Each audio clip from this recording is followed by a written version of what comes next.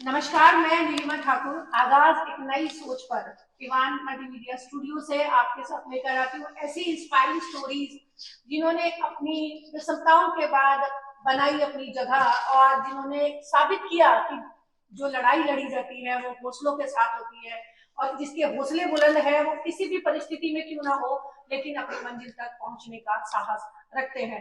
ऐसे ही आज हमारे साथ स्टूडियो में मौजूद है एक बहुत ही शानदार व्यक्तित्व पूर्णानंद जी। और पूर्णानंद जी के बारे में मैं आपको बताऊं कि एक रोड एक्सीडेंट में उनके साथ जो प्रॉब्लम हुई और उसके बाद वो एक दिव्यांग फाइटर की तरह जिन्होंने अपनी लाइफ को आगे लेकर आए और बहुत सारे लोगों के लिए प्रेरणा बने। तो चलिए आपको मिलवाते हैं पूर्णानंद जी से। पूर्णानंद जी बहुत बहुत स्वागत है आपका। नमस्कार सभी व्यूअर्स को। जी सर, अपने बारे में थोड़ा सा बताइए क्योंकि सबसे पहले हम बात दिव्यांगता पर नहीं करेंगे, हम एक जर्नी पर बात करेंगे, जीवन पर बात करेंगे। जी और आप कहाँ से हैं और आप टेक्निकल क्वालिफिकेशन या एजुकेशन के बारे में थोड़ा सा दर्शकों को बताइए। जी बेसिकली मैं उत्तराखंड से बिलोंग करता हूँ और पौड़ी गढ़वाल हमारा गांव पड़ता है। पौड़ी गढ़वाल में नौगांव खाल नाम है उसका। और हम हमारे मतलब मेरे जो पेरेंट्स हैं वो बहुत सालों पहले मतलब जब मैं हुआ हूँ तब से मैं बाय बर्थ यहीं पर हूँ दिल्ली में। और स्टडी नॉर्मल जो एक मिडिल क्लास फैमिली की होती है गवर्नमेंट स्कूल्स में सारी टोटल प्राइमरी और सेकेंडरी एजुकेशन हुई है। देन फिर कुछ इश्यूज की वजह से आफ्टर 12th मैंने स्टडी कंटिन्यू नहीं करी। अभी मैंने उसके बाद आफ्टर माय इंजरी मैंने उसको फिर से कंटिन्यू करने की कोशिश करी। पीजीडीएवी कॉलेज में मैंने 2014 में एडमिशन लिया था क्योंकि बहुत सारे ऑब्स्टेकल्स आ रहे थे लाइफ में। तो उनको जब मुझे लगा कि मैं अब कर पाऊंगा तो फिर मैंने रेगुलर कॉलेज में एडमिशन लिया। लेकिन शायद वो अभी ना ईश्वर को अभी परीक्षा और लेनी थी तो फिर वो सडनली कुछ हेल्थ इश्यूज हुए क्योंकि हम लोग जिस कंडीशन में हैं पैराप्लेजिक कहते हैं हम लोगों को। तो हम लोगों को हमारी हाफ बॉडी हमारे लिए सिर्फ देखने को होती है, हम महसूस नहीं कर सकते उसको। उसकी सेंसिटिविटी कनेक्टिविटी टूट चुकी होती है। हाँ बिल्कुल, वो बिल्कुल सेंसेशन नहीं होती। तो फिर से वो कुछ बेड सोर्स हो जाते हैं कभी, या कभी कुछ जैसे अगर कहीं पर हमारा गर्म जगह पर पैर टच है तो आई कैंट फील। वो जब बहुत ज्यादा मेजर प्रॉब्लम क्रिएट हो जाएगी, तो वो आपको दिखाई जब देगा। स्मेल आएगी, जब स्मोक धुआं दिखेगा, तब कह सकते हैं कि मुझे कुछ प्रॉब्लम है। तो उस कंडीशंस को वो सडनली फिर बेड सोर का कुछ इशू हो गया। स्पोर्ट्स इंजरी हो गई थी, मैं व्हील चेयर रग्बी प्लेयर भी हूँ। तो उसकी वजह से फिर वो ड्रॉप आउट फिर से वो 2014 में एक कॉमिक थिंग ये है कि 2014 में ही मैंने अपनी बेटी का भी फर्स्ट क्लास में एडमिशन कराया था और उसी साल मैंने भी फर्स्ट ईयर में एडमिशन लिया था। तो वो भी एक अजीब था। लेकिन ये हाँ लेकिन इंस्पायरिंग थिंग थी कि हम लोग ऐसा कर सकते हैं। आपने खुद को डीमोटिवेट नहीं किया, हाँ आपने अपने आप को मोटिवेट रखा कि ये कोई इशू नहीं होता, ये और कोई इसमें प्रॉब्लम्स नहीं होती है। वक्त हाँ जब आप करनी करें और आपको फील हो कि आप पढ़ सकते हैं तो पढ़ाई की तो कोई उम्र बिल्कुल है बिल्कुल नहीं, बिल्कुल। सीखने की कोई उम्र नहीं होती। जी जी तो पूनम जी, इसके बाद मैं आपके पास आ रही हूँ इस बात के लिए कि आप एक हाईली क्वालिफाइड पर्सन हैं, आप एक अच्छी बेहतरीन जॉब में रहे हैं और किस तरह से ये आपके साथ दुर्घटना हुई, जरा थोड़ा जी जी बिल्कुल बिल्कुल। एक्चुअली जब मेरा एक्सीडेंट हुआ था ऑन द टाइम ऑफ जब मैं टेक महिंद्रा में काम करता था तो हम नाइट शिफ्ट में थे। तो जब जो ऑफिशियल कैब्स मूव करती हैं पिक एंड ड्रॉप के लिए, उसी कैब में थे हम। तो रात में ट्रक ने हेड ऑन कोलिजन था हमारा, हम सामने से टक्कर लग गई थी उससे। तो उस टाइम पर 7 लोग थे हम उस कैब में। सबको मतलब फर्स्ट एड वाला ट्रीटमेंट दिया गया और छोड़ दिया गया। लेकिन मैं और एक मेरी फ्रेंड थी, वो उनको हेड इंजरी थी और मैं अनकॉन्शियस था। तो हम लोग एडमिट थे कुछ दिन। वो भी 2 दिन के बाद में डिस्चार्ज होकर चली गई थी। लेकिन मुझे आफ्टर 7 और 8 डेज मैं होश में आया था। और 3 दिन के बाद डॉक्टर को पता चला था कि एग्जैक्टली प्रॉब्लम क्या है। देख सकते हाँ कि मुझे मेरी बैकबोन ब्रेक हो टूट चुकी है और वो स्पाइनल कॉर्ड डैमेज होने की वजह से कमर के नीचे का जितना पोर्शन है वो टोटल कनेक्टिविटी कंडक्टिविटी जीरो है। मतलब there is no sensation, no motory functions are working और नो और सेंसेशनरी फंक्शंस भी बिल्कुल डैमेज है। पूनम जी, इसके बाद जब ये हादसा हुआ, देखिए काम जिंदगी आप जी रहे थे, एक नॉर्मल बहुत अच्छी एक लाइफ थी, कॉर्पोरेट में आप काम कर रहे थे, तो उसके बाद आपके जीवन में क्या अचानक से परिवर्तन हुए? क्योंकि देखिए एक लाइफ है, आप अपने पैरों पे खड़े हैं, एक लाइफ है कि आप अभी बिस्तर पर हैं और कंप्लीटली दूसरों पर डिपेंडेंट है। जी जी जी। तो अगर दिव्यांगता बचपन से है तो वो आदि उस बच्चे को पता ही नहीं होता है, उसको लगता है कि यही लाइफ है ना? लेकिन एक दिव्यांगता जब आती है, जब आप डिसेबिलिटी जब आपके पास आई है, जब आपको सब पता है, आप लाइफ जी रहे हो, आपकी अपनी पर्टिकुलर प्रॉपर लाइफ चल रही है, सारा कुछ है, तो अचानक से वो जैसे आंखों के सामने अंधेरा आने वाली बात होती है। तो क्या आपका जो रहा वो रिएक्शन था अपनी वो हालत को लेकर? जी जी। जब मुझे आफ्टर 7 डेज, जब जो मुझे याद है जहां से होश आने के बाद में फिर वो थोड़ा ट्रॉमेटिक कंडीशन कुछ दिन और रही थी कि वो एग्जैक्टली तो मैं उसे मेडिकल टर्म्स के अकॉर्डिंग नहीं बता पाऊंगा, लेकिन वो गजनी में जैसा सीन होता है ना, मेमोरी लॉस का, मैं आपको जानता हूँ that you are Neelima ma'am, और सडनली वो क्लॉटिंग हिट कर रही है और मैं टोटली फ्यूज हूँ। आप कौन हो, मैं कौन हूँ, मुझे कुछ नहीं पता। आफ्टर 7 डेज 10 दिन के करीब ऐसा कुछ रहा जब तक वो क्लॉटिंग मेल्ट नहीं हो गया वो ब्लड, जैसा कि मुझे डॉक्टर्स ने बताया। उसके बाद में जब मुझे हॉस्पिटल से घर भेजा गया, क्योंकि हॉस्पिटल में डॉक्टर्स आर ऑलवेज पैम्परिंग मी, मतलब यू नो अरे हो जाएगा ठीक, because I am not so aware about the exact condition of my body, तो वो हो जाएगा, 2-3 महीने लगेंगे। उन्होंने एक्सटेंड किया, क्योंकि आदमी उम्मीद करता है कि हम एडमिट हैं 4 दिन, 6 दिन, हफ्ता, महीना, तो उन्होंने ऐसे एक्सटेंड किया 2 महीने से 4 महीने, 3-4 महीने में ठीक हो जाएगा, क्योंकि मैं बिल्कुल भी मूव नहीं कर पा रहा था अपने लोअर लिम्ब को, पैरों को हाथों से मूव करना पड़ रहा था। तो समझ ही नहीं आ रहा था कि क्या किया जाए या क्या हो रहा है मेरे साथ। जी जी जी। तो ये जब आपको पता चला और जब आप घर आ गए, तो घर पर जो फैमिली है तो किस तरीके से आपको फेस कर रहे थे उनको, तो क्या आपको अपने भीतर क्या फील हो रहा था? इसमें मैं बताऊंगा नीलिमा जी कि जब मुझे पता चला, मैंने वहां से डिस्चार्ज समरी ली, and because paraplegia, I'm not so aware about the exact word meaning of paraplegia, and I just come to know that I'm a patient of paraplegia. तो वहां घर पर जाकर मैंने देखा कि भाई exactly what's the exact meaning of paraplegia, तो पता चला कि it's known as कि वो पैरालाइज्ड है, कंप्लीट बॉडी ना होकर हाफ बॉडी पैरालाइज्ड है। जी जी। उसके बाद में बिकॉज मेरी शादी उससे 1-1.25 साल पहले ही हुई थी, आपकी बिटिया जी। हाँ जी, वो 19 दिन की थी उस टाइम पर जब मेरा एक्सीडेंट हुआ है। तो मुझे वाइफ के बारे में भी मुझे लगा कि जिस कंडीशन में मैं हूँ, मेरी जो चोट है जिसके कारण जो अब सिचुएशन मेरी बॉडी की है, वर्ल्ड में कहीं पर भी इसका ट्रीटमेंट नहीं है। आज भी इसके ऊपर रिसर्च चल रहे हैं, लेकिन वो कोई भी रिसर्च कामयाब नहीं है। आते रहते हैं कि कुछ ये आप इसको जी रहे हैं, तो आपने तो इसके बारे में हाँ बिल्कुल हम पता करते रहते हैं। इंटरनेशनल लेवल पे जब भी कुछ पता करते हैं तो कुछ नया ट्रायल चल रहा होता है। अभी एक चिप लेवल कुछ आया था, बहुत एक्सपेंसिव था, 22-23 लाख रुपए का। बॉडी के अंदर चिप इम्प्लांट करते हैं, and then for few month आदमी रिमोट से ऑपरेट होता है, मतलब not complete activities of that person.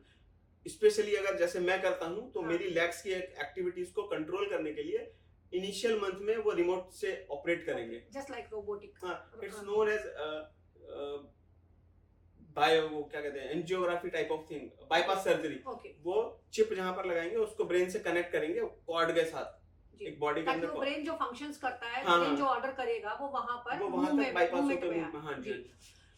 तो ऐसी चीजें सुनते रहते थे, लेकिन जब मैं सीनियर्स से मिला, जो मेरे व्हील चेयर ट्रेनर हैं राजीव विराट जी, उन्होंने बहुत मोटिवेट किया मुझे अक्सर। उनसे जब मैं बात करता था तो उन्होंने बोला, बॉस सुन, वो मैं ऑलरेडी कर चुका था, लेकिन उन्होंने बोला, बॉस सुन, जब तक तू खुद को अपने व्हील चेयर के साथ में एक्सेप्ट नहीं करेगा, तब तक तुझे छोटी छोटी चीजें बहुत बड़े परेशानी के तौर पे नजर आएंगी। तो फर्स्ट ऑफ ऑल मैंने अपने आप को प्रिपेयर किया कि मैं अब जो हूँ व्हील चेयर के साथ हूँ, और मुझे ऐसे ही अपनी लाइफ अगर कुछ होता है, अच्छा करना है। अगर कुछ होता है तो वो देखेंगे, लेकिन अभी मैं व्हील चेयर के साथ अपने आप को एक्सेप्ट करता हूँ, एंड मैं जो कुछ भी कर सकता हूँ, जितनी पॉसिबिलिटीज हैं, एफर्ट्स जरूर करूंगा। रिजल्ट को मैं मैटर नहीं करता, क्योंकि मैंने बहुत सारी कोशिशें करी हैं। हर एक में आपको अचीवमेंट मिल जाए वो जरूरी नहीं है। और ये सच्चाई है कि अगर हम स्वयं को इस बात के लिए राजी नहीं करते हैं, स्वीकार करने वाला भाव हमारे भीतर नहीं आता है, तो दुनिया की किसी भी परिस्थिति से हम लोग बाहर नहीं आ सकते हैं। जो दुख में है वो दुख में ही रहेगा, और जो जो खुद को समझ चुका कि मैं ये नहीं कर सकता वो ऐसे ही रहेगा। लेकिन पूर्णानंद जी की खासियत ये रही कि इन्होंने वो एक्सेप्टेशन ली, वो एक्सेप्ट कर लिया कि मैं ऐसा हूँ, अब मुझे इसमें बेटर क्या करना है। तो जी, अब आप मुझे ये बताइए कि आपकी जो ये सेवा की जर्नी है, जो आपने भावना बनाई समाज सेवा वाली, जैसे जिसके वजह से आज आप यहाँ हैं, मैं आपको जी, जानती जी, हूँ, बहुत सारी ऑर्गेनाइजेशन के साथ भी जुड़े, इंडिविजुअल भी बहुत लोगों के लिए करते रहते हैं। जी, आपके जी, प्रोफाइल पे भी लिखा है कि आपने कि मैं हमेशा उसके लिए तत्पर हूँ जिसके लिए मैं जो कर सकता हूँ। तो जी, ये भावना कैसे आपके जी, लिए? बेसिकली मैंने जब एक्सीडेंट हो गया और जब हम लोग एक कैटेगरी में आ जाते हैं, लाइक हम एक डिसेबल्ड कैटेगरी में आ जी, गए, जी, जी। जिसको मोदी जी ने बहुत अच्छा नाम दिया, दिव्यांग। दिव्यांग। तो जब हम इस कैटेगरी में आ गए तो वहां पर जब हम जाते थे, जैसे मैं सोशल गैदरिंग्स में जाता था जहां पर डिसेबल्ड लोग आते थे, जी, तो वहां पर मैंने देखा कि जो एग्जैक्ट मेरी जो थिंकिंग बनी कि जो रियली नीडी है, जी। मतलब जिसको हकीकत में भूख है, उस तक रोटी नहीं पहुंच रही है। रोटी उन तक पहुंच रही है जो रोटी को टेस्ट, मतलब उसको देख के अच्छी है या नहीं है, अगर अच्छी है तो रखेंगे, अदरवाइज वी डोंट नीड। जिनके पास चॉइसेस है। हाँ, जिनके पास चॉइस है। चॉइसेस है। जी। तो मैंने उसके बाद में बस यही सोचा कि मैं अपनी तरफ से जो भी एफर्ट्स करूंगा वो ये कोशिश करूंगा कि जो सचमुच में जिसको जरूरत हो, जो रियली नीडी हो, उस तक मैं वो पहुंचा सकूं। और बहुत बड़ा कुछ मैंने इतना अचीवमेंट या बहुत बड़ा कुछ अवार्ड वाला काम नहीं किया। मैंने शुरुआत में कोशिश करी थी, मैंने एक ग्रुप बनाया था रक्तांजलि करके, जी। जो कि मेरे को लगा कि जब मेरा एक्सीडेंट हुआ था तो उस टाइम पे ब्लड की जरूरत पड़ने पर मेरे भाई ने, मेरे जो पड़ोस में लोग थे, पवन एक है हमारे पड़ोस में, उन्होंने दिया था, जिनका ब्लड मैच हो गया था।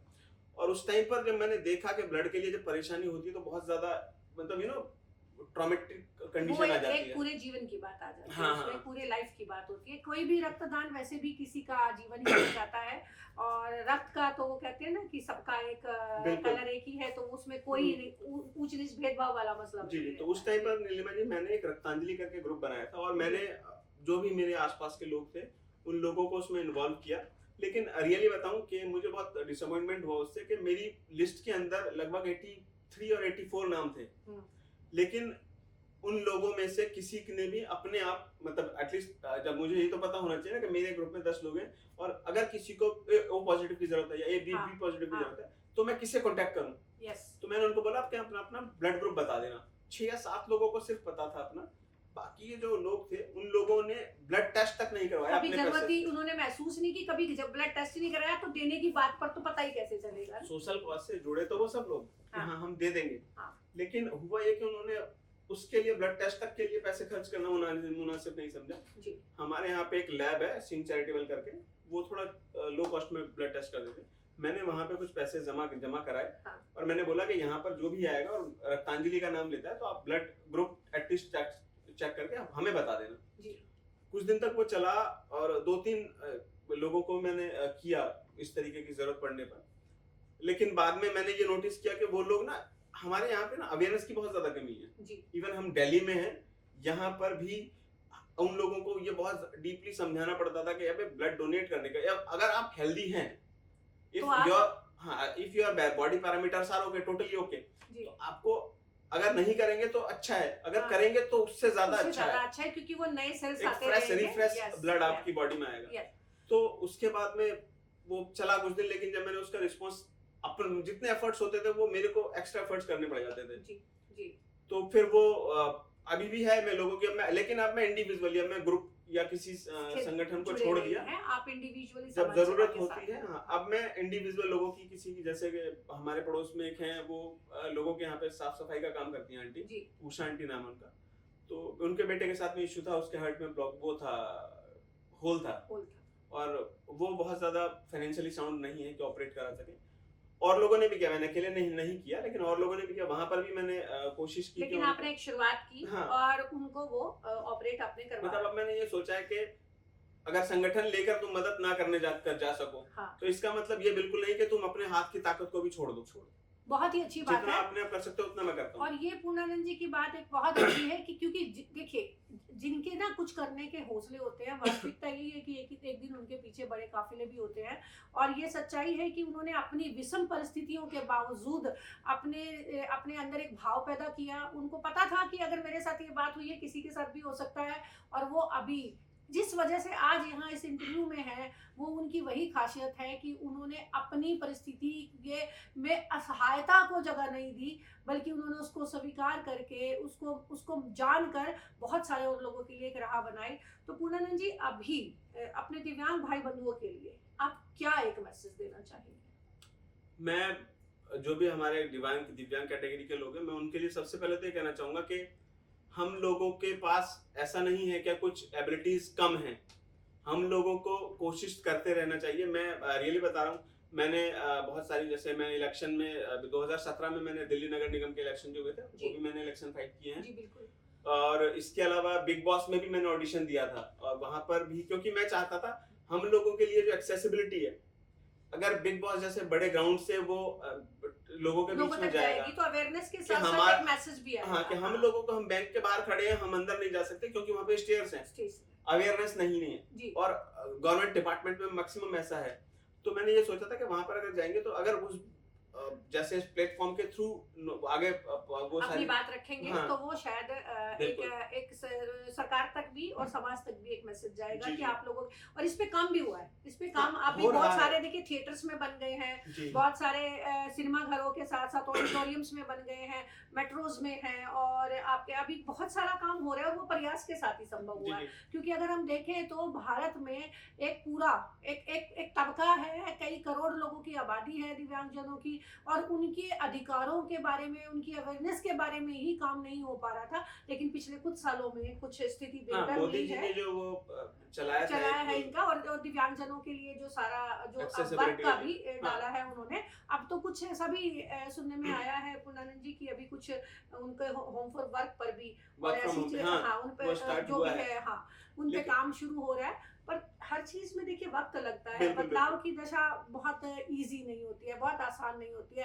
पर पूर्णानंद जी, आपकी सकारात्मक जो रवैया आपका हमेशा रहा है जीवन के प्रति, तो अभी सोसाइटी के लिए और क्या आप एक मैसेज देना जी? स्पेशली मैं इसी को, मैं आपसे परमिशन लेकर भी बोलना चाहता था, जिसमें कि मेरे बारे में नेगेटिव है, हाँ, जी, और सोसाइटी के लिए, हाँ, मैं बता रहा हूँ आपको। एक्चुअली होता क्या है कि हमारे समाज में गवर्नमेंट ऑर्गेनाइजेशंस हैं, कई प्राइवेट ऑर्गेनाइजेशंस हैं, और कई लोग ऐसे हैं जो कि फाइनेंशियली बहुत अच्छा साउंड है, मतलब अच्छा पैसा है जिनके पास, तो वो टाइम टू टाइम डिसेबल्ड लोगों के लिए, जरूरतमंद लोगों के लिए कुछ ना कुछ ऑर्गेनाइज करते रहते हैं, जहां पे वो डोनेट करते हैं लोगों को।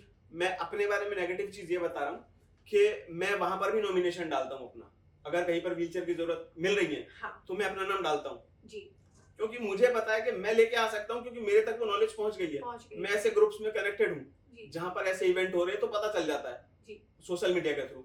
लेकिन कई लोग ऐसे हैं जो जरूरतमंद हैं, लेकिन उनको कुछ पता नहीं है, उनको फ्री में मिल सकती है, लेकिन वो स्क्रॉल करके निकल रहे हैं रोड पे, उनको पता ही नहीं है, हाँ, कि ये कहाँ से मिलेगी, कैसे मिलेगी, उसका प्रोसेस क्या है। हाँ, ये सॉरी, मे बी आप इसे नेगेटिव कह सकते हैं, और मेरे को भी लगता है की मदद करने का भाव कभी नेगेटिव नहीं होता। तो अगर किसी के लिए रोटी मांगनी पड़े और आप किसी को खिला रहे हैं, तो उसमें नेगेटिविटी नहीं होती, हाँ, उसमें पॉजिटिव एनर्जी होती है। इस वर्ड को जोड़ सकते हैं, मेरे को भी अच्छा लगेगा कि मैंने कुछ कहा। तो अभी रजत शर्मा जी के यहाँ पे लेटेस्ट जो हुआ था, रजत शर्मा जी जो न्यूज एंकर हैं, चैनल का नाम इंडिया टीवी है, उनके बर्थडे वाले दिन मैं वहां पर इन्वाइटेड था। तो वहां पर मैं गया, क्यों कि वहां पर व्हीलचेयर्स मिल रही थी, मेरे पास व्हीलचेयर थी और मैं एक्टिव व्हीलचेयर यूज करता हूँ स्पोर्ट्स प्लेयर होने की वजह से, तो मेरे पास व्हीलचेयर थी, लेकिन मैंने नॉमिनेशन डाला। हाँ।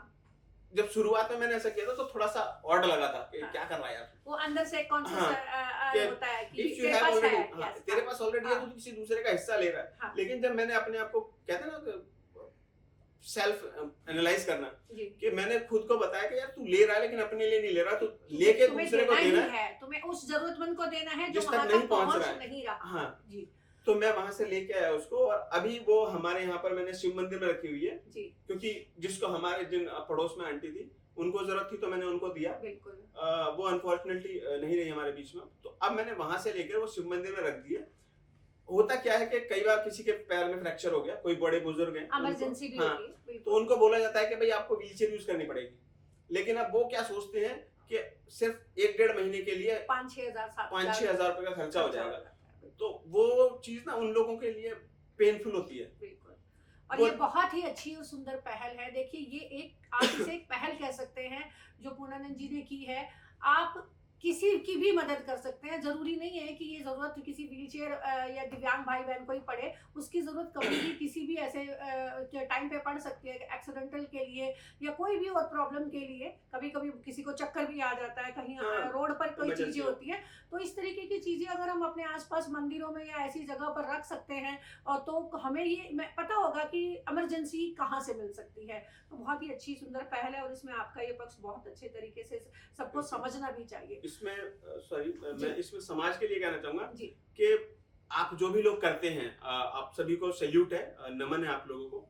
लेकिन आपसे एक रिक्वेस्ट हो रहा है कि आप जब डोनेट कर रहे हैं, मेरे जैसे प्योर चीटर तो नहीं कहूंगा, लेकिन मेरे जैसे लोग भी आते हैं, इवन मैंने देखा है जो इस सोच के साथ जाते हैं कि मैं 2 रख लूंगा अपने पास या फिर मैं उसको रीसेल कर दूंगा। वैसे भी भारत की एक भीतर की एक चीज है कि फ्री में कुछ भी मिल रहा हो तो वो फ्री पर लोग तो यहाँ अपनी पायरे और मलकियत खड़ी कर लेते हैं। तो मैंने वहां पे देखा कि वहां पर मतलब जो ठीक ठाक लग रहे थे, इवन मैं भी कई बार सोच रहा था कि मेरे को कोई टोक ना दे, लेकिन जो मेरे से ठीक ठाक लग रहे थे, अच्छे ड्रेसेस थे, अच्छे सब कुछ, वो भी वहां पे लाइन में थे। तो मेरी आप सभी जो लोग करते हैं सोशल कॉजेज के लिए डोनेट करते हैं, आपसे मेरी सिर्फ इतनी रिक्वेस्ट है कि प्लीज आप उस तक अपनी हेल्प को पहुंचाएं जो रियली नीडी हो। I hope you are getting my point exactly. जी thank you so much Punyanand ji studio में आने के लिए, और आपने इतना सारा वक्त दिया, आपने मेरा यहाँ इंतजार भी किया।